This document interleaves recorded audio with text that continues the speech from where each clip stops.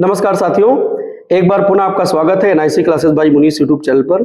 जैसा कि आप लोग निरंतर हमारे चैनल से जुड़ रहे हैं, आप सभी की बड़ी सकारात्मक प्रतिक्रिया आ रही है और इसी क्रम में हम आज की श्रृंखला लेकर के आए हैं आपके सामने, जो कि सामान्य अध्ययन के 10 प्रश्नों पर आधारित होती है। आगामी परीक्षाओं के पाठ्यक्रम और बहुत सारे आयोगों के प्रीवियस ईयर के पेपर को देख करके श्रृंखला बनाई गई है। इसमें सामान्य अध्ययन में मूल विषय जितने भी शामिल हैं, हमारी पूरी टीम का प्रयास रहता है कि एक संतुलन के आधार पर यहाँ पर हम प्रश्नों को शामिल करें और बिना देरी किए हुए आज की श्रृंखला को हम शुरू कर रहे हैं, जो कि आपके सामने है। पहला प्रश्न भारत की राज्य व्यवस्था से लिया गया है और निम्नलिखित में से कौन सी संस्था संवैधानिक नहीं है। हमारी टीम का प्रयास रहता है कि 1 से 2 प्रश्न हम आपसे ऐसे पूछे जिनका उत्तर आपको नहीं में देना है, और नहीं वाले प्रश्नों पर जब हम पहुंचते हैं एग्जाम हॉल में तो वहां पर गलती करने की संभावना बढ़ जाती है। तो ऐसे प्रश्नों को कम से कम 2 बार में पढ़ना है और नहीं को हमें अंडरलाइन भी कर देना है। तो निम्नलिखित में से कौन सी संस्था संवैधानिक नहीं है, हमसे ये पूछा गया नहीं है। 4 विकल्प यहाँ पर आपको दिए गए हैं। पहला विकल्प है संघ लोक सेवा आयोग, दूसरा विकल्प है वित्त आयोग और तीसरा विकल्प है राष्ट्रीय मानवाधिकार आयोग और चौथा और अंतिम विकल्प है निर्वाचन आयोग या चुनाव आयोग। तो हमारे आज के पहले प्रश्न का जो सही जवाब है वह है राष्ट्रीय मानवाधिकार आयोग। राष्ट्रीय मानवाधिकार आयोग संवैधानिक संस्था नहीं है, यह एक गैर संवैधानिक संस्था है। यह एक गैर संवैधानिक संस्था है, यह भी आपको याद रखना है। इसका वर्णन भारत के संविधान में कहीं पर नहीं किया गया है और इसका जो गठन है यह भी आपको याद रखना है। इसका गठन वर्ष 1993 ईस्वी में किया गया था। वर्ष 1993 ईस्वी में किया गया था और यह संस्था बराबर अपने जब से स्थापना से लेकर के अब तक बहुत अच्छे परिणाम दे रही है। इसकी प्रासंगिकता दिनों दिन बढ़ती जा रही है।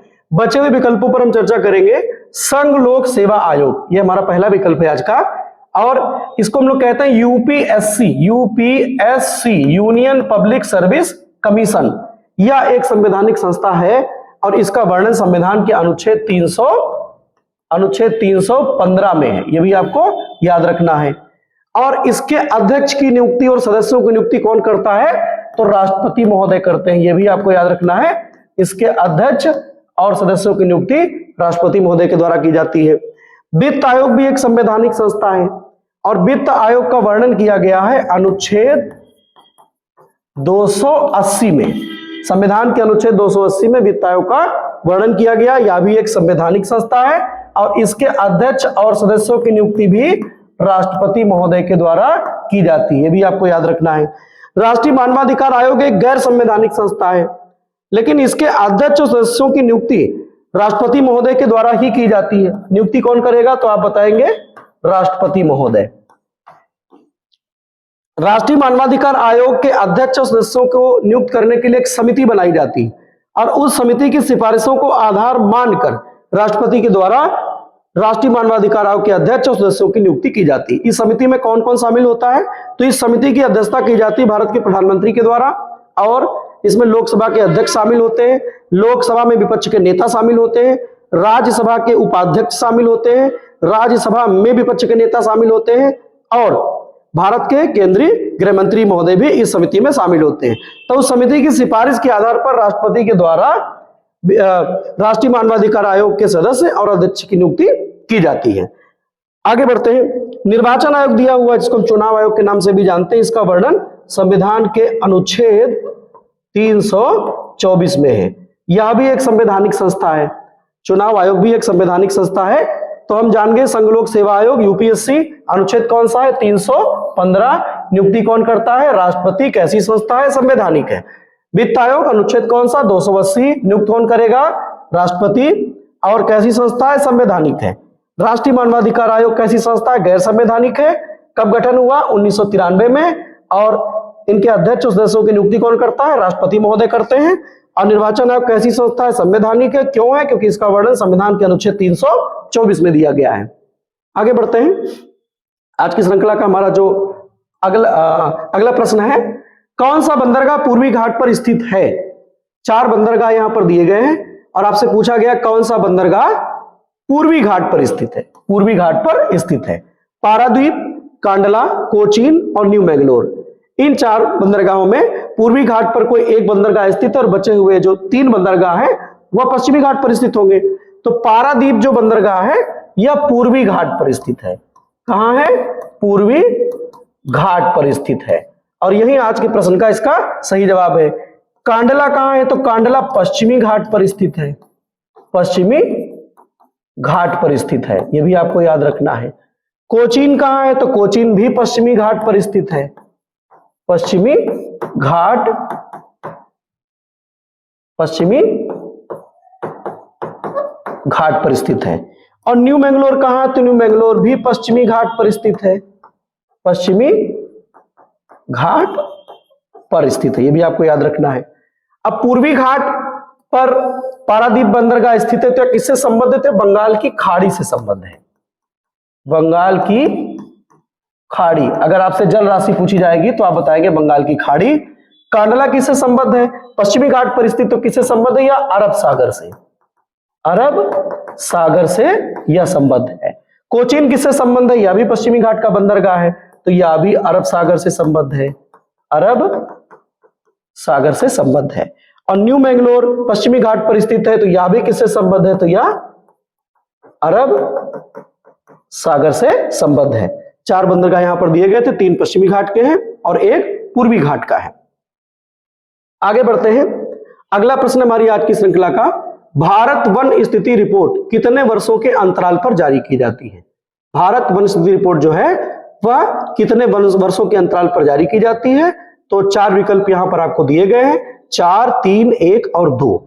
यह रिपोर्ट 2 वर्षों के अंतराल पर जारी की जाती है, प्रति दूसरे वर्ष यह रिपोर्ट जारी कर दी जाती है। और इस रिपोर्ट से यह पता चलता है कि भारत में जो वनों की स्थिति है वो क्या है, उसके आंकड़े क्या है। और यहां पर मुख्यतः 2 चीजों को शामिल किया जाता है, वनावरण और वृक्षावरण। राज्यवार भी आंकड़े आते हैं और पूरे भारत के भी आंकड़े आते हैं। देखा जाता है कि वनावरण वृक्षावरण में कमी हुई है या वृद्धि हुई है, कमी हुई है या वृद्धि हुई। इसमें तटवर्ती क्षेत्रों के मैंग्रोव वनों को भी इस गणना में शामिल कर लिया जाता है, यह भी आपको याद रखना है।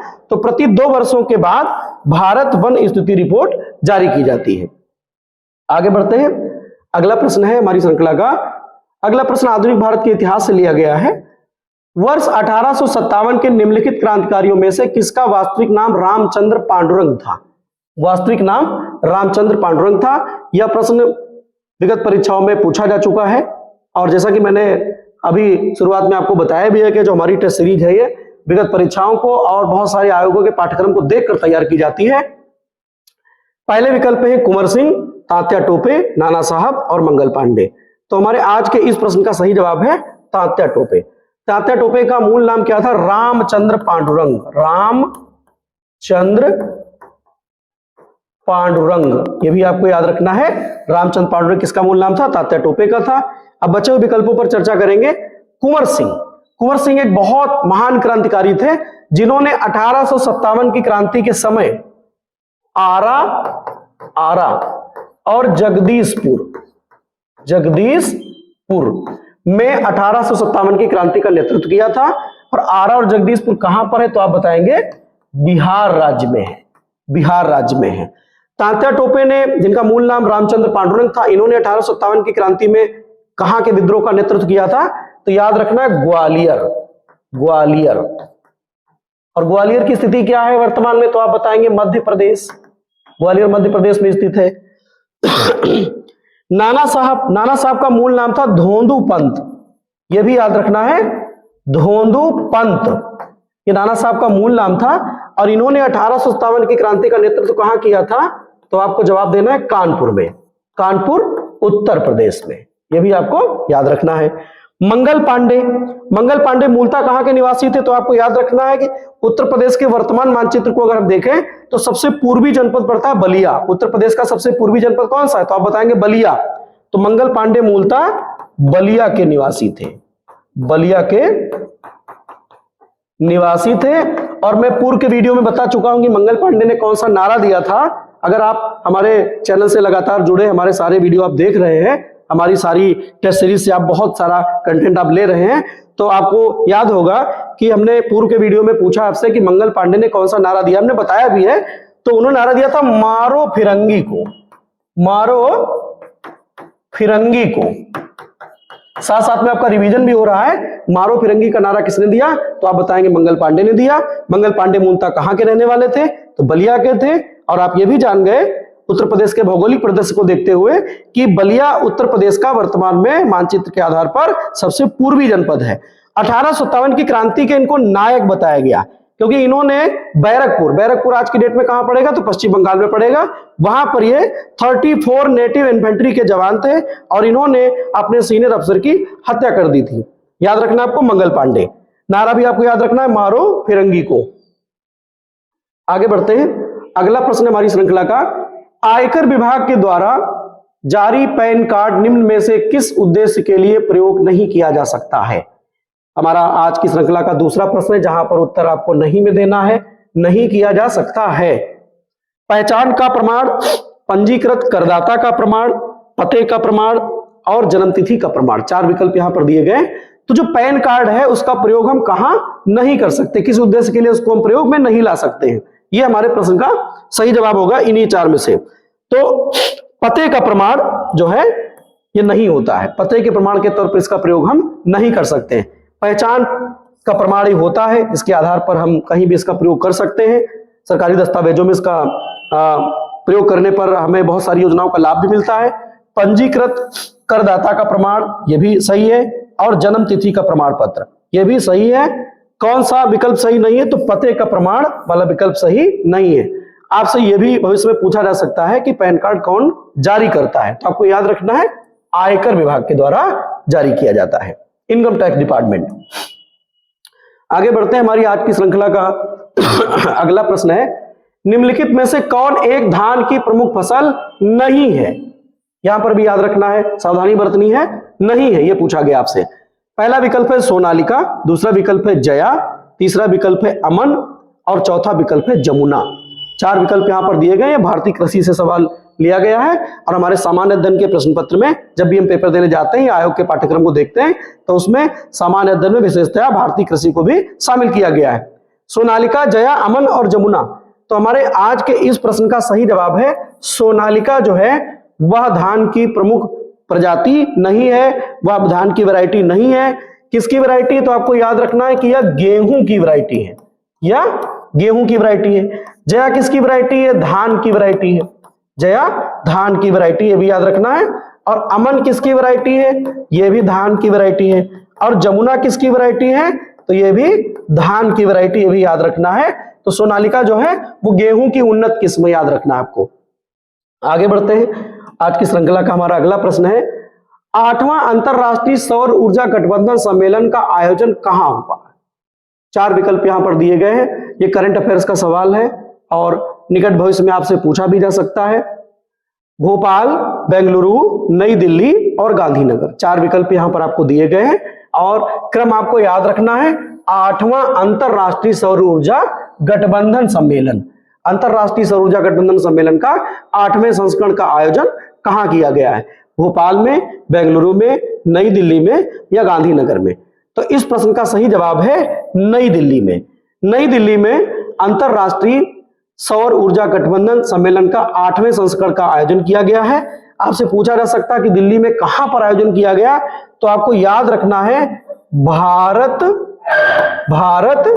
मंडपम में, भारत मंडपम में इसका आयोजन किया गया है। और अंतरराष्ट्रीय सौर ऊर्जा गठबंधन जो संगठन है इसका मुख्यालय कहां है, तो यह भी हम लिखे दे रहे हैं, अंतरराष्ट्रीय सौर ऊर्जा गठबंधन संगठन का मुख्यालय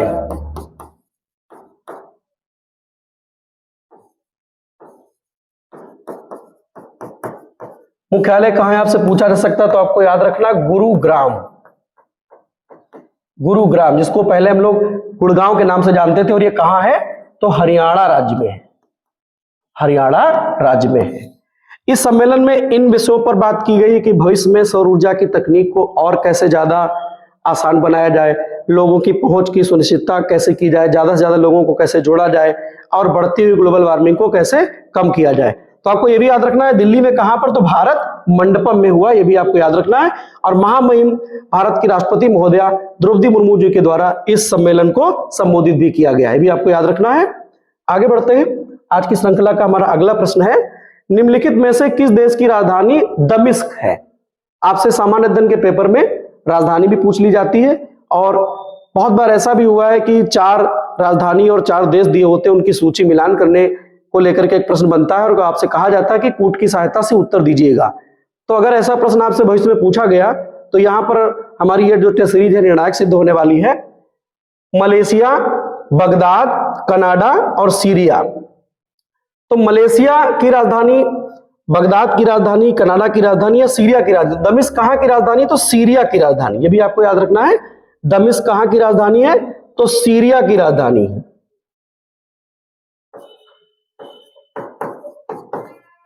दमिश्क सीरिया की राजधानी है।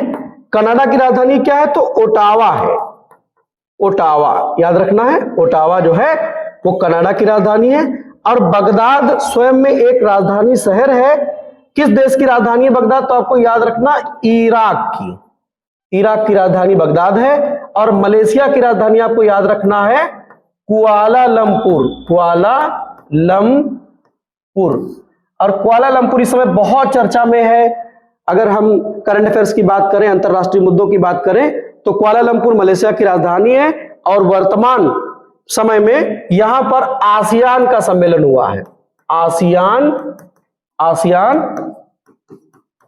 शिखर सम्मेलन, आसियान शिखर सम्मेलन यहीं पर आयोजित हुआ है। आसियान का तात्पर्य है कि यह एक क्षेत्रीय सहयोग की भावना से बना हुआ संगठन है, दक्षिण पूर्व एशियाई क्षेत्रीय सहयोग संगठन। उसका जो वर्तमान वर्ष का जो सम्मेलन हो रहा है वह मलेशिया की राजधानी कुआलालंपुर में हो रहा है, ये भी आपको याद रखना है। आगे बढ़ते हैं। आज की श्रृंखला का हमारा अगला प्रश्न है, विश्व विरासत दिवस कब मनाया जाता है? हमारी टीम का प्रयास रहता है कि एक दिवस भी आपसे पूछें और एक के साथ साथ में विकल्पों पर चर्चा करें, तो एक से अधिक दिवस आपके तैयार हो जाए, आप परीक्षा में अच्छे से करके आए, निर्णायक भूमिका निभा के आए। 16 सितंबर, 18 अप्रैल, 7 अगस्त और 11 जुलाई, 4 विकल्प यहां पर दिए। क्या पूछा गया आपसे? विश्व विरासत दिवस कब मनाया जाता है? तो विश्व विरासत दिवस मनाया जाता है प्रत्येक वर्ष 18 अप्रैल को। 18 अप्रैल को विश्व विरासत दिवस मनाया जाता है। विश्व विरासत दिवस मनाया जाता है। बचे हुए विकल्पों पर भी चर्चा करेंगे, जैसा कि हमारा प्रयास रहता है। 16 सितंबर को मनाया जाता है विश्व ओजोन संरक्षण दिवस। विश्व ओजोन संरक्षण दिवस।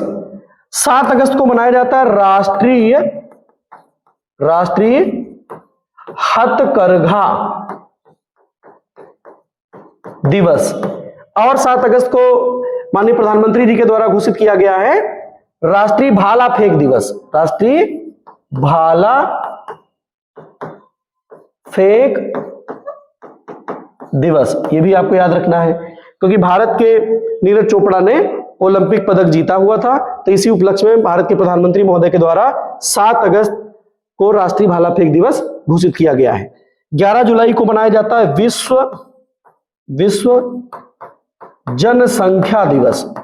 विश्व जनसंख्या दिवस, यह भी याद रखना है आपको। 11 जुलाई को विश्व जनसंख्या दिवस मनाया जाता है। 16 सितंबर को विश्व ओजोन संरक्षण दिवस मनाया जाता है। 18 अप्रैल को, जैसा कि प्रश्न आज का है, विश्व विरासत दिवस मनाया जाता है। 7 अगस्त को राष्ट्रीय हथकरघा दिवस और राष्ट्रीय भाला फेंक दिवस मनाया जाता है। 11 जुलाई को विश्व जनसंख्या दिवस मनाया जाता है।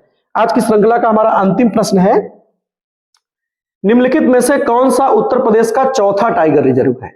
4 टाइगर रिजर्व यहां पर दिए गए हैं और चौथा टाइगर रिजर्व कौन है? स्थापना के क्रम में नंबर 4 पे कौन आएगा? पहला है रानीपुर, दूसरा है दुधवा, तीसरा है अमनगढ़ और चौथा है पीलीभीत। इस प्रश्न का सही जवाब है रानीपुर। रानीपुर प्रदेश का चौथा टाइगर रिजर्व है। चौथा टाइगर रिजर्व या बाघ अभ्यारण्य है। बाघ अभ्यारण्य है। दुधवा उत्तर प्रदेश का पहला या प्रथम बाघ अभयारण्य है। अमनगढ़ उत्तर प्रदेश का स्थापना के क्रम में तीसरा, नंबर 3 आएगा इसका, तीसरा बाघ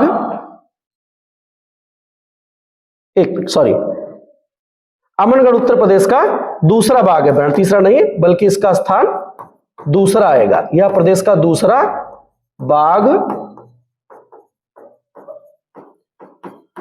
अभयारण्य है। और पीलीभीत जो है यह प्रदेश का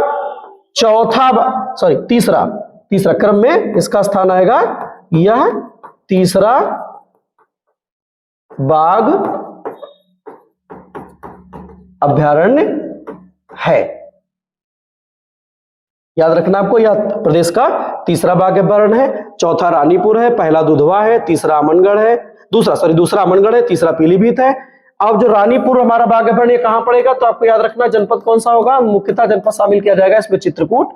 दुधवा कहां पर है, तो लखीमपुर खीरी, जो कि प्रदेश का सबसे बड़ा जनपद है और सीमांत जनपद है, अंतरराष्ट्रीय सीमा भी साझा करता है नेपाल के साथ में। और दुधवा की खास बात यह है कि टाइगर रिजर्व के साथ साथ प्रदेश का एकलौता राष्ट्रीय उद्यान भी है। उत्तर प्रदेश का एकमात्र नेशनल पार्क अगर कोई है तो दुधवा है। याद रखना, प्रदेश का, यहां पर मैं लिखे दे रहा हूं, प्रदेश का एकमात्र राष्ट्रीय उद्यान, नेशनल पार्क भी है दुधवा। और यहां पर एक बर्ड सेंचुरी भी है जिसको हम लोग किशनपुर के नाम से जानते हैं, किशनपुर बर्ड सेंचुरी भी यहां पर है। अमनगढ़ कहां है, तो ये बिजनौर जनपद में है। इसका जनपद कौन पड़ेगा, बिजनौर पड़ेगा, पश्चिमी उत्तर प्रदेश में। और पीलीभीत स्वयं में जनपद भी है और टाइगर रिजर्व भी है, भी याद रखना। तो इसका जनपद कौन सा होगा, तो पीलीभीत ही होगा, पीलीभीत। आज की श्रृंखला हमारी आपको कैसी लगी, आप कमेंट के माध्यम से बताइए। जब आप सुझाव देते हैं तो हमारी पूरी टीम को नई ऊर्जा मिलती है। हम लोग निरंतर प्रयासरत हैं कि आपके लिए ज्यादा से ज्यादा कंटेंट लेकर के आएं। धन्यवाद।